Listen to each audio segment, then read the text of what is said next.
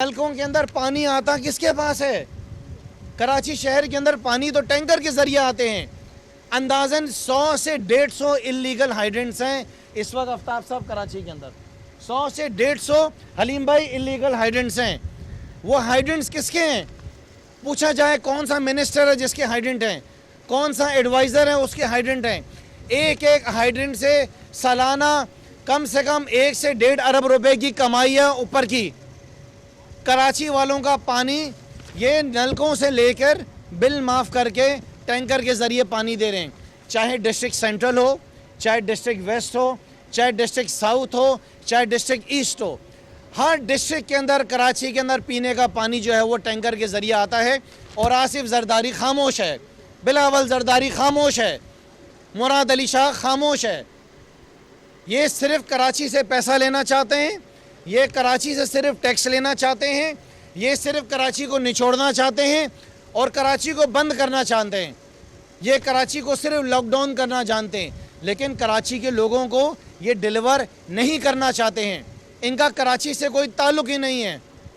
हम डिमांड करते हैं कि जो आपने कराची के पानी के बिल्स माफ़ किए हैं, हमें बिल्स की माफ़ी नहीं चाहिए। आप रखें अपने पास बिल, आपके जितने टैंकर जाते हैं उनको माफ़ किया जाए। इन टैंकर्स के बदले आप लोगों के नलकों के अंदर पानी पहुंचाएं। ये ड्रामेबाजी मुराद अली शाह अपनी बंद करें आप, और ड्रामेबाजी आपकी नहीं चलेगी। अवाम ने अब आपको गरेबानों से पकड़ना है। उस दिन का इंतज़ार करें कि चीफ मिनिस्टर हाउस के बाहर पूरा कराची खड़ा होगा। कराची के साथ जो जुल्म मुराद अली शाह साहब आप कर रहे हैं, जो जुल्म आसिफ अली जरदारी आप कर रहे हैं, बिलावल जरदारी, जो सूबे सिंध के साथ आप सलूक कर रहे हैं, इसमें सिंध के लोग आपको माफ़ नहीं करेंगे। मैं आप सहाफ़ियों से पूछता हूँ कि इनको कौन सी मौत आती है, कौन सी इनको मौत आती है प्राइस कंट्रोल करने में? कौन सी मौत आती है कराची के कमिश्नर को, लड़काना के कमिश्नर को, सेवन के कमिश्नर को, नवाब शाह के डिप्टी कमिश्नर्स को? क्यों नहीं प्राइस कंट्रोल करते हैं? क्यों सूबे सिंध के अंदर मुर्गी महंगी है? क्यों सूबे सिंध के अंदर सब्जियां महंगी हैं? क्यों सूबे सिंध के अंदर जो है वो फ्रूट्स महंगे हैं? कहाँ है आसिफ अली जरदारी? किधर है बिलावल जरदारी? क्यों नहीं पूछते हैं कि सूबे सिंध के लोग सिसक रहे हैं, उनको खाने पीने की अशिया महंगी क्यों मिल रही है? कोई है इसका पूछने वाला? रोज़ बैठकर मुर्तज़ा वहाब जो है प्रेस कॉन्फ्रेंस करता है वफाक के ख़िलाफ़। सूबे सिंध के लोगों, इनसे सवाल करो, इनके घरों के बाहर, इनके माफ़ करना, इनके दफ्तरों के बाहर जाके एहतजाज करो, इनसे सवाल करो कि खाने पीने की अशिया सूबे सिंध में क्यों महंगी है। ये वफाक का काम नहीं है कि वो मुर्गी का रेट कंट्रोल करे, आलू का रेट कंट्रोल करे, पानी लोगों को फराहम करे, गलियों सड़कों के अंदर सफाई करे। ये वफाक का काम नहीं है कि अस्पतालों के अंदर इलाज फराहम करे। ये वफाक का काम नहीं है कि स्कूलों में तालीम दे। ये सारी जिम्मेदारी पाकिस्तान पीपल्स पार्टी की, आसिफ अली जरदारी की, बिलावल जरदारी की जिम्मेदारी है कि सिंध के लोगों को रिलीफ दें। अरबपति हो गए ये सब, अरबपति, खरबोंपति हो गए। इनके लीडरान खरबपति, इनके मिनिस्टर्स अरबपति, इनके एमपीएस करोड़ोंपति। हिसाब लगाया जाए, नैब पूरा ऑडिट करे कि 12 साल पहले जब पीपल्स पार्टी की हुकूमत आई थी, इनके लीडरान की कितनी दौलत थी, इनके मिनिस्टरों की कितनी जायदाद थी तलत भाई, इनके एमपीएस के पास कितना पैसा था चांद भाई, आज इनके पास कितना पैसा है। हम दिन रात सुबह शाम काम कर रहे हैं, 20 साल से कारोबार कर रहे हैं, हम तो वहीं के वहीं खड़े हुए। हमने तो कोई ऐसा नहीं किया। 6 साल हो गए मुझे एमपीए बने हुए, मेरी कौन सी जायदादें बढ़ गई हैं? इनकी कैसे डबल से ट्रिपल से गुना गुना बढ़ते बढ़ते अरबपति हो गए? इसका हिसाब दिया जाए। उसके बाद मुझे ये बताया जाए कि जो एसेंशियल चीज़ें हैं उसकी दुकानें क्यों बंद हो जाती हैं शाम 5 बजे? कोरोना वायरस अगर सूबे सिंध के अंदर बढ़ाया है और उसका फैलाव हुआ है तो उसका ज़िम्मेदार सबसे ज़्यादा मुराद अली शाह है, इस सूबे का वज़ीर आला, क्योंकि उनकी पॉलिसीज़ गलत हैं। उन्होंने टाइमिंग्स रखी, शाम के 5 बजे सब बंद कर दो। पूरे रमज़ान के अंदर जो हालात रहे हैं उसकी ज़िम्मेदार पाकिस्तान पीपल्स पार्टी की हुकूमत रही है। अगर SOPs फॉलो नहीं हुए, वो क्यों नहीं फॉलो हुए? पहले को रात को 9-10 बजे तक खुला रखें आपने नहीं खुला रखा। लोग निकले घरों से 12 बजे और शाम 6 बजे तक, 5 बजे तक लोग भागे, मार्केटों में रश हुई, मार्केटों में रश लगी और उसके बाद जो है ज़ाहिर है कि वो इतना झमकटा लग गया। उसके ज़िम्मेदार आप हैं, उसकी जिम्मेदारी आपके ऊपर है, उसकी जिम्मेदारी आपके चमचों के ऊपर है जिन्होंने मुराद अली शाह साहब आपको अवाम की राय नहीं दी। आपने पॉपुलर डिसीजंस लिए, कैसे डिसीजंस लिए जाएं जिससे आपकी वाह हो। आपकी वाह तो शायद ज़रूर हुई होगी शुरू के 5-6 दिन। पूरा सुबह आपको, आज मैं आपको लफ्ज़ इस्तेमाल करना चाहता हूँ जो पीपल्स पार्टी को जिस नाम से पुकार रहा है, पहली बार ऐसा हुआ है मैं देख रहा हूँ मेरी सियासत के 6 साल में कि लोग हमें बोल रहे हैं कि कोई ऐसे इकदाम उठाओ कि इनसे जान छुड़ाई जाएं। उठाएंगे, ज़रूर उठाएंगे। उसके बाद आइसोलेशन सेंटर्स के बारे में मैं बात करना चाहता हूँ। आइसोलेशन सेंटर्स डिस्ट्रिक्ट वाइज क्यों नहीं हैं? क्यों शहर के अंदर डिस्ट्रिक्ट वाइज आइसोलेशन सेंटर्स आपने नहीं बनाए हैं? क्या आपको पता है कि कराची का सबसे बड़ा डिस्ट्रिक्ट, उसके डिस्ट्रिक्ट सेंट्रल के अंदर एक लैब भी नहीं है? मेरे कराची के डिस्ट्रिक्ट सेंट्रल के लोग लैब के लिए कहाँ पर जाएं? क्या आप जानते हैं कि पूरे डिस्ट्रिक्ट वेस्ट के अंदर एक बेड भी नहीं है कोविड का, एक लैब भी नहीं है डिस्ट्रिक्ट सेंट्रल में कोविड का? वो कहाँ पर जाए? आपका जो डेटा आता है वो हमें डिस्ट्रिक्ट वाइज क्यों नहीं मिलता है? हम आपसे डिमांड कर रहे हैं कि आपका जितना डेटा है वो हमें डिस्ट्रिक्ट वाइज दिया जाए। ये अल्लाह का बड़ा शुक्र है, अल्लाह का बड़ा करम है कि पाकिस्तान के अंदर इस वक्त जो कोविड है, जो कोरोना वायरस है, वो कैटेगरी सी है, जो कि कमज़ोर तरीन कोविड है, कमज़ोर तरीन वायरस है पूरी दुनिया के हिसाब से, जिसके अंदर लोग बीमार तो ज़रूर हो जाते हैं लेकिन उसके बचने का चांस बहुत ज़्यादा है।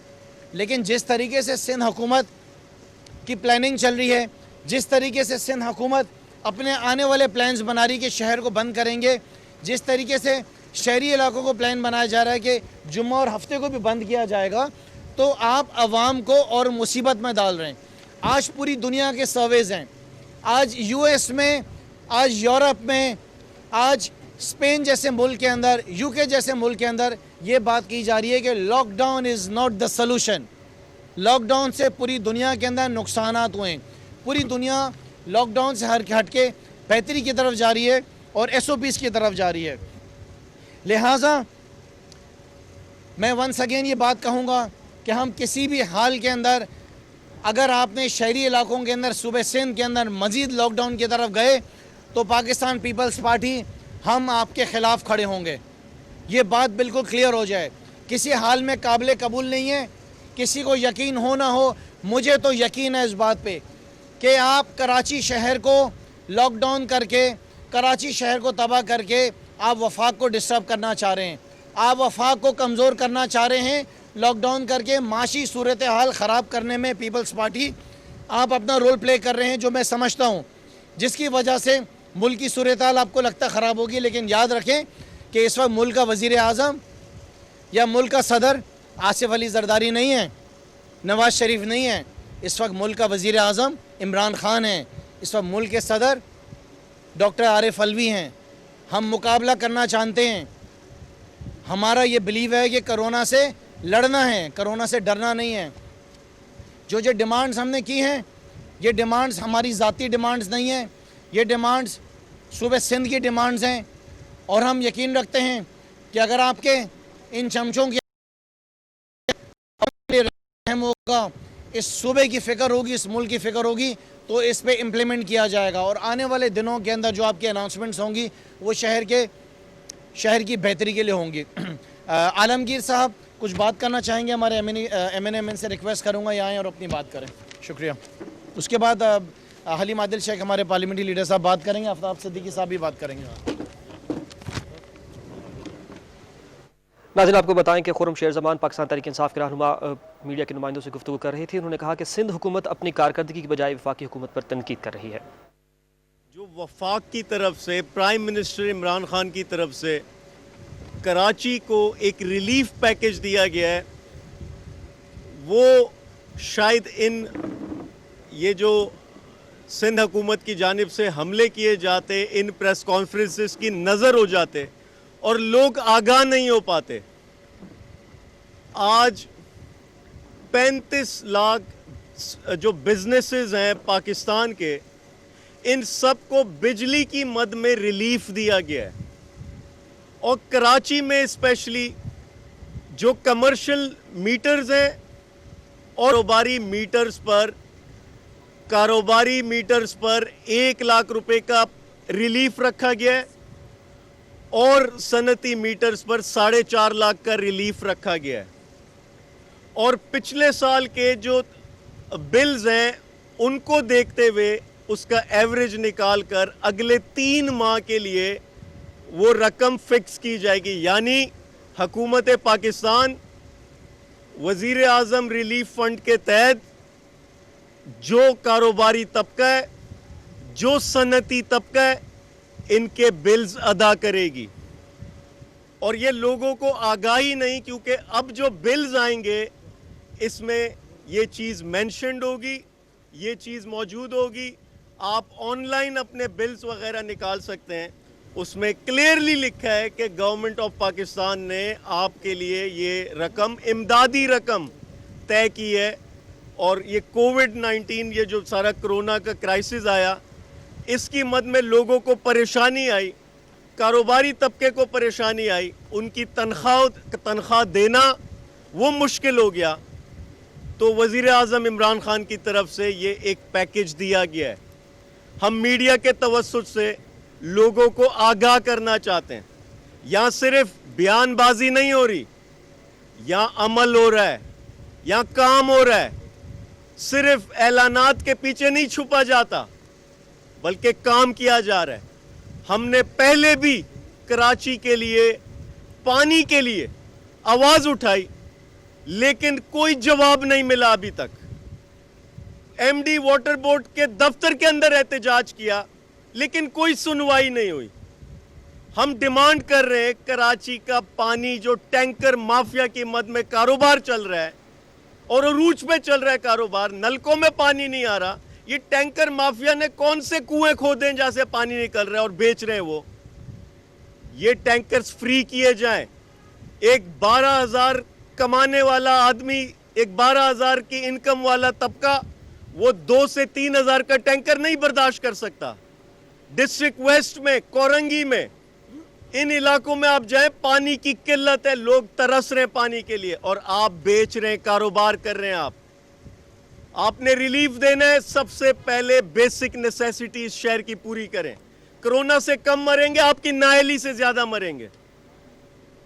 तो होश के नाखून लें, पानी के मसले को सीरियसली टेकअप करें, वरना एहतजाज का सिलसिला नहीं थमेगा। फिर ना कहिएगा कि वजीर आला हाउस के बाहर सियासत हो रही है, फिर ना कहिएगा कि गटरों पे हमारे खाके बनाए जा रहे हैं, हमारे पुतले जलाए जा रहे हैं, हमारे दफातर के बाहर घेराव हो रहा है। तो होगा, अगर सुनवाई नहीं होगी तो एक्शन लिया जाएगा। शुक्रिया। पाकिस्तान तहरीक इंसाफ के रहनुमा कराची में मीडिया के नुमाइंदों से गुफ्तगू कर रहे हैं, जिसमें खुर्रम शेर जमान भी मौजूद हैं और हलीम आदिल शेख भी।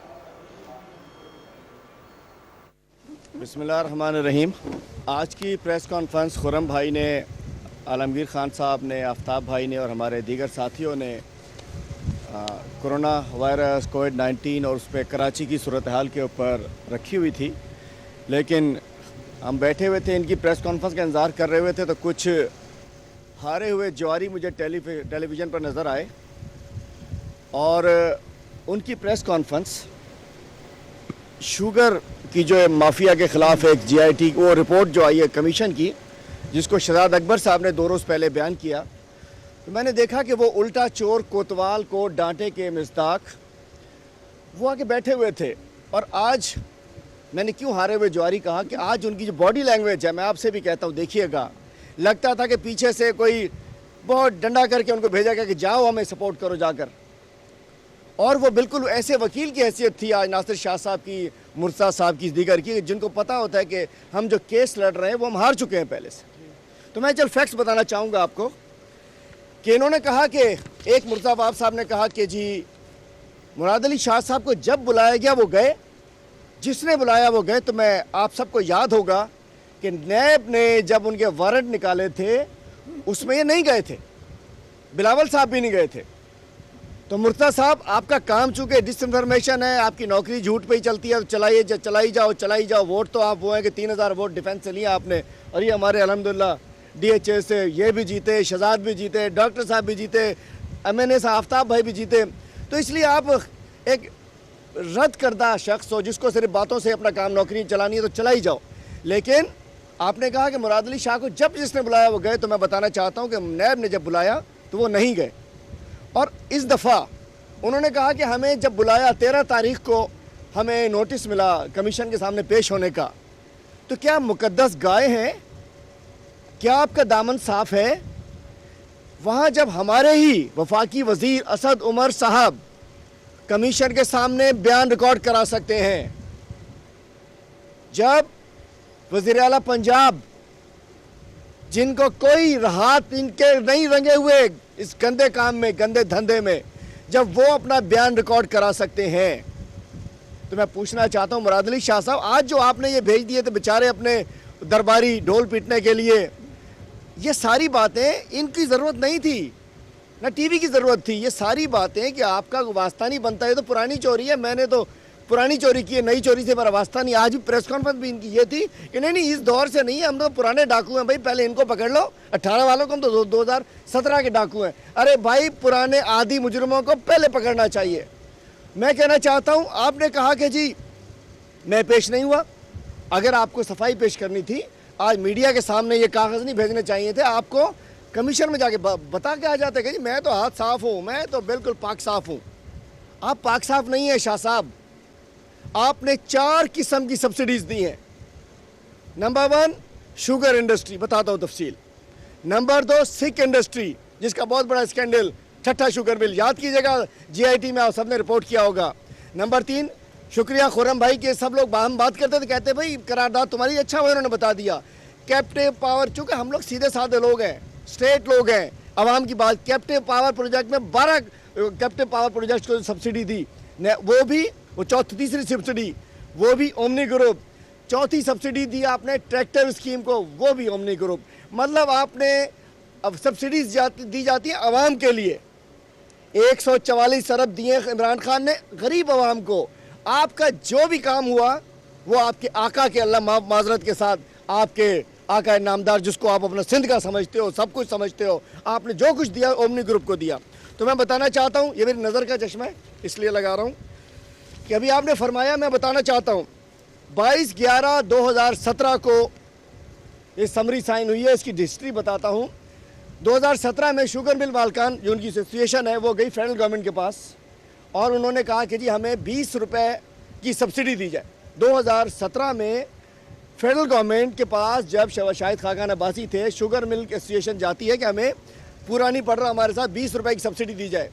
फेडरल उस वक्त की फेडरल कैबिनेट ने, फेडरल गवर्नमेंट ने तय किया कि 20 रुपये नहीं, हम 10 रुपये सब्सिडी देंगे, 10 रुपये और कुछ पैसे, जिसमें से आधी जो है 5 रुपये सूबा देगा और आधी जो है फेडरल गवर्नमेंट देगी। मतलब ये वफाकी सतह के ऊपर तय हो गया। स्टेट बैंक के थ्रू सब्सिडी दी जानी थी 10 रुपये, तकरीबन 5 रुपये इन्होंने देनी थी।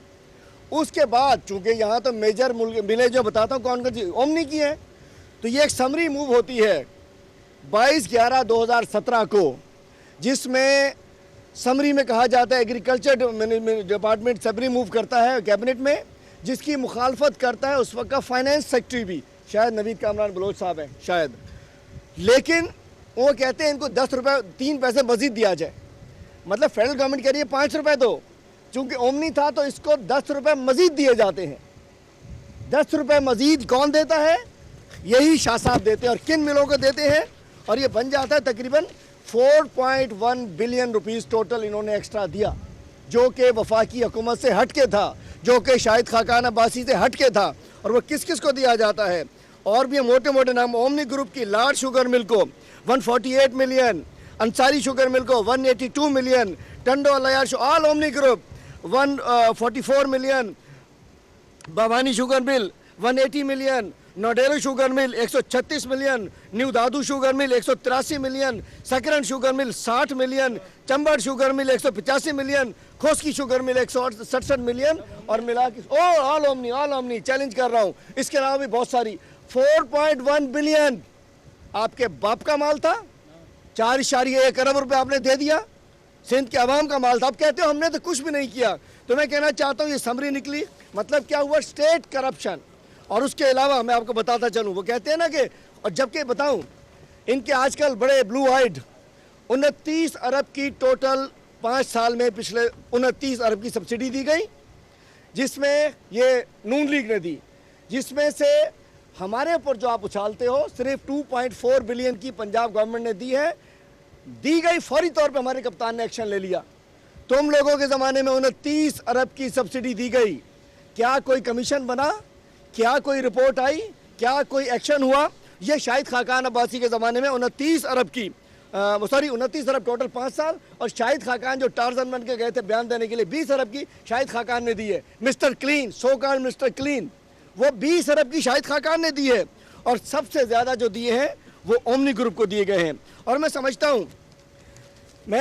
हूँ कि आज वो वक्त आ गया है कि अगर मुराद अली शाह साहब कमीशन में पेश नहीं हुए और आज जो इन्होंने वफाक पे इल्ज़ाम लगाए, तो मैं बताना चाहता हूँ साबित करें, जाएं दोबारा पेश हो जाकर। 4.1 बिलियन की सब्सिडी आपने दी, इस दौर में दी, आप जाकर बुलाने पर पेश नहीं हुए, ना आप नैब में पेश हुए, ना आप कमीशन में पेश हुए। और सुनिए जी, शुगर मिलों की तो बता दी मैंने आपको, 2.25 अरब की दी है कैप्टिव पावर को। कैप्टिव पावर को कैसे दी? जब इन्होंने ज़्यादा रेट कर दिए तो नेपरा ने कहा कि ये ज़्यादा रेट्स हैं, उन्होंने 8 अरब रुपए कहा कि जिनको ज़्यादा पैसे दिए जा चुके हैं, रोक दिया इनको कैप्टिव पावर्स को। दोबारा इसको लेकर गए उसमें असेंबली में कानून बनाया और नेपरा इनको मना करता रहा, लेकिन उन्होंने कैप्टिव पावर में 12 में से 11 ओमरी ग्रुप के कैप्टिव पावर प्रोजेक्ट्स हैं। ठट्ठा शुगर मिल 2012 में उसकी कीमत, उसका तखमीना लगा था 72 करोड़ रुपए। 2012 में इन्होंने 12 करोड़ में बेच दी ओमनी को। सुनिए जा, कहता सुनता जा शर्माता जा, 72 करोड़ की शुगर मिल ओमनी को दे दी सिख इंडस्ट्री के नाम पे। अच्छा, पहले बताना चाह रहा था, वो जो 4.1 बिलियन की जो इन्होंने सब्सिडी दी, वो सिंध बैंक से दी, सिंध बैंक को भी तबाह कर दिया, समिट को भी तबाह कर दिया। मतलब वो जो सब्सिडी स्टेट बैंक से नहीं दी। ठट्ठा शुगर मिल बेची इन्होंने 12 करोड़ में, 12 करोड़ में बेची और 1 अरब सब्सिडी दे दी उसको। चलिए मेरे साथ कैमरे लेकर, आज वो इनके चाचा चीनी ने सारी मशीनरी भी बेच दी, आज सिर्फ खाली मिट्टी का प्लॉट मौजूद है। मतलब 72 करोड़ की शुगर मिल, ठट्ठा शुगर मिल। सिंध वासियों की बड़ी सिंध कार्ड खेलते हो, तुम तो सिंध के दुश्मन हो, सिंध को तुम लोगों ने तबाह कर दिया है। ठट्ठा शुगर मिल सिंध वासियों की शुगर मिल, आपने 72 करोड़ की मिल 12 करोड़ में अपने चाचा चीनी को दी, 1 अरब रुपए दिए, चाचा ये लो टिप ले लो, ये गिफ्ट ले लो, ईदी दे दी, तुम्हारे बाप का माल है, ईदी दोगे तुम 1 अरब की, और उसके बाद खा गए। और आज चले छठा शुगर मिल मशीनरी भी बेच दी, 1 अरब भी खा गए, वो भी खा गए, 2.25 अरब की कैप्टिव पावर को वो भी खा गए, और ट्रैक्टर स्कीम में भी। तो सब्सिडीज आप चाहते हो JIT को हम भूल जाएं, JIT रिपोर्ट को भूल जाएं? अभी तो शेख रशीद ने कहा था टार्जन की वापसी, ईद खत्म हो गई है, टार्जन की वापसी होनी चाहिए, हमारी भी डिमांड ये है। और कल 2 रोज़ पहले कोविड के ऊपर खुरम भाई ने बात कर ली, 2 अल्फाज कहूँगा, शहरी हवाबाजी के माहिर बने हुए थे वज़ीर तालीम, मुझे लगता है वो ज़ेर तालीम रहे भैंस स्कूलों के अंदर, इन गधा स्कूलों के अंदर शहरी हवाबाजी पर बात करते हैं। 2 हादसे इनके दौर में हुए थे, एयर ब्लू का और भोजा का। क्या उसके अंदर ये जो आज डिमांड कर रहे हैं, एयर ब्लू और भोजा में इन्होंने सब वो SOP की थी, उसमें तो जिम्मेदारों का तयन भी हो गया था, क्या उसको उन्होंने देखा था? और PIA इनके दौर में तबाह कर दिया था, इन्होंने जाली नौकरियां देके, जाली डिग्री वालों को भर के PIA को तबाह कर दिया। और आज अल्हम्दुलिल्लाह PIA आगे जा रहा है, और वो लोग जिनके स्कूल तबाह हैं, जिनके स्कूलों में भैंसें पढ़ रही हैं, आज वो आगे शहरी हवाबाजी पर बात करते हैं। मैं समझता हूँ सबसे पहले ये टीम जो आपको नज़र आ रही है, जैसे तैयारा गिरा, फौज पहुंची, रेंजर्स पहुंची, पुलिस पहुंची और कोई सियासतदान पहुंचे, तो ये आवाम के खिदमतगार पहुंचे। वहाँ खुरम भाई मौजूद थे, हमारे MNA चीमा साहब मौजूद थे, हमारे UC नाजिम मौजूद थे, मैं खुद मौजूद था अपने सबके साथ। ये लोग चांद सारे ना कोविड में कुछ किया, ना आज कुछ किया। और दूसरा आप कहते हो कि जी अस्पताल, मैं कहता हूँ खुरम भाई आपके उस पर कि जवाब दें, जो खुरम भाई के सवालात के ऐड करें, मुझे जवाब दिया जाए, हम सब